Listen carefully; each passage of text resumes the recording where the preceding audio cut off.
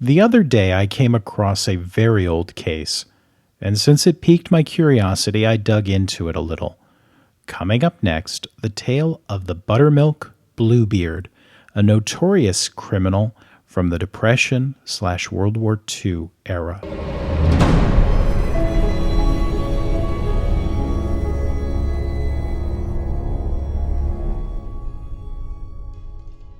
Hey everyone, this is Joe from Popular Crime.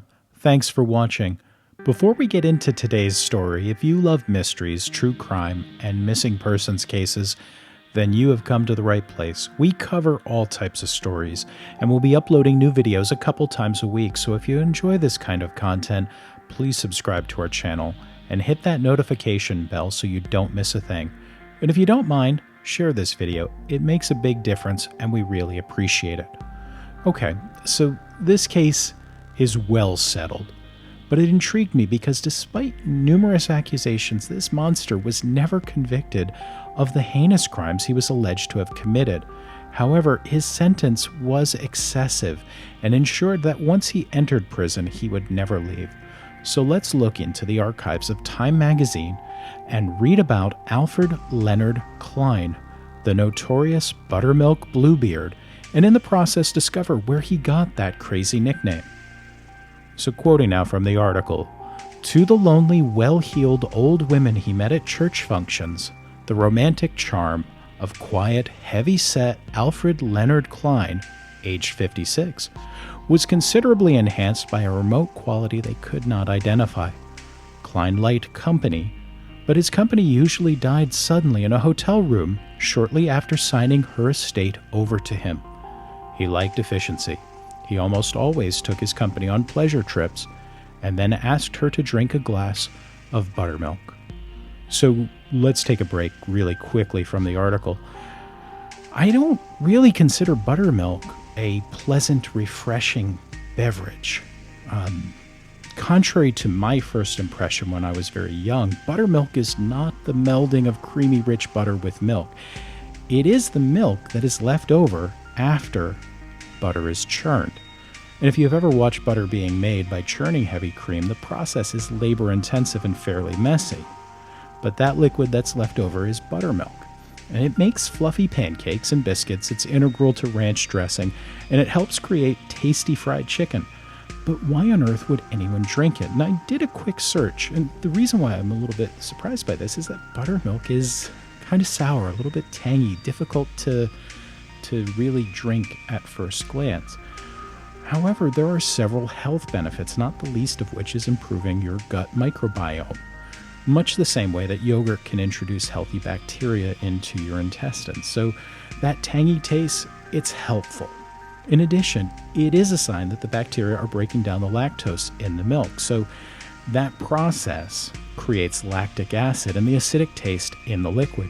If you are someone who's lactose intolerant, this can become an option. If you can tolerate the tangy taste, you can enjoy a probiotic-filled, lower fat, lower sugar, higher protein beverage that won't necessarily upset your stomach. This explains why someone might willingly enjoy some buttermilk. Obviously not the type that Mr. Cline had provided to them, but continuing, back to our article from Time. He almost always took his company on pleasure trips, then asked her to drink a glass of buttermilk. When she died, he would often have her body cremated before police could examine it. Next to company and efficiency, Cline liked forgery. This had cost him 2 prison terms and an arrest in December of 1945. Digging into his secretive past, police found at least 8 instances in which the forger Cline's buttermilk drinking friends had died, leaving him legacies totaling $82,000. Quick pause on the article. Just remember, 1945, on the heels of the Second World War and the Great Depression, $82,000 is a pretty nice pile of cash. Continuing, they also found that he left one of the coldest trails south of the Yukon. The swindle or forgery accompanied with the untimely passing is an obvious coincidence, and even as an amateur investigator, I don't trust coincidences. Neither does it seem that the officials of that day believe in this monumental, stupendous coincidence, but without evidence for the larger crimes, they didn't press their case. So in San Francisco in 1946, Judge Herbert C. Kaufman made it reasonably sure that Alfred Cline would make no more close friends. Charged with 9 counts of forgery, the judge ruled that the 9 sentences should run consecutively, a maximum time of 126 years. He'd only serve about 2 of those years before expiring in Folsom Prison in California, yes, the one memorialized by Johnny Cash, although he was there before Mr. Cash ever sang about it. So we understand the buttermilk side of the name. What then are we to make of Bluebeard? So again, my initial impression was flawed and faulty. I thought Bluebeard was a pirate from the colonial era. The time's right, but the actual character is completely wrong. Bluebeard is a tale from French folklore. This particular tale tells of a man of great wealth whose wives suffer the same fate as those of Alfred Leonard Cline's wives and close friends, though undoubtedly not due to the buttermilk brew he used.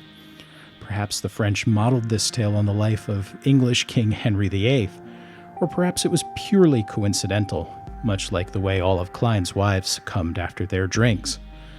So the Buttermilk Bluebeard, never convicted of anything worse than forgery, but a clear example of a dangerous criminal who thankfully was stopped before he poured another glass of bad buttermilk.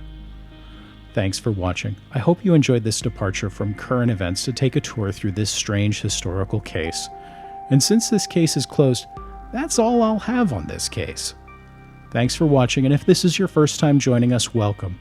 We appreciate you taking a few minutes to watch and hear about this case. And if you don't mind, please subscribe if you haven't done so already, and be sure to check out one of our other videos, like the one that just popped up on the screen now. And until next time, stay safe, keep investigating, and we'll see you soon.